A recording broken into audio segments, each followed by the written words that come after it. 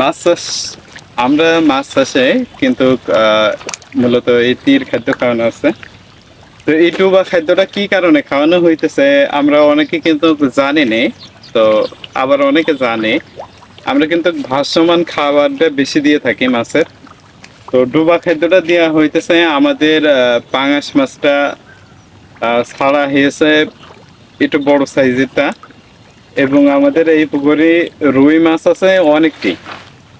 রুই মাছ এবং সিলভার মাছ, glass cup, তারপরে ব্রিকেট সিলভার, এইগুলো আর কি ছোট ছোট রয়েছে। আর এই পুকুরি মানে পুকুর হিসাবে মাছটা ছাড়া হয়ে গেছে অনেক বেশি, এই কারণে আমরা মূলত ডোবা খাদ্য দিয়ে থাকি এখন বর্তমান।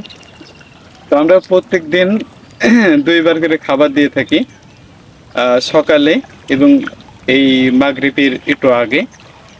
তো যখন রোদ থাকে না তখন আর কি মূলত খাবারটা দিয়ে থাকি দুপুরবেলা। কারণ আপনারা জানেন তো যে পানিটা কিন্তু অনেক গরম হয়ে যায়, হওয়ার কারণে কিন্তু মাছও কিন্তু খাবার খাইতে চায় না। তো যে বিষয় বলছিলাম, যে আমরা এই পুকুরটায় ডুবা খাদ্য দিচ্ছি এই কারণেই যে মাছটা সাইজ করার জন্য, রুই মাছটা যাতে একই সাথে চলে আসে এই কারণেই। তো সাইজে চলে আসলেই আমরা আবার ভাসমান খাদ্য দেব। আর ওই পাশে 2টা পুকুর আছে, 2টা পুকুরেই কিন্তু ভাসমান খাবার চলতেছে। আর এটা ডুবা খাদ্য, এটা 25 কেজির বস্তা। এখানে এটা 25 কেজির বস্তা, আর ওইগুলো আর কি 20 কেজির বস্তা।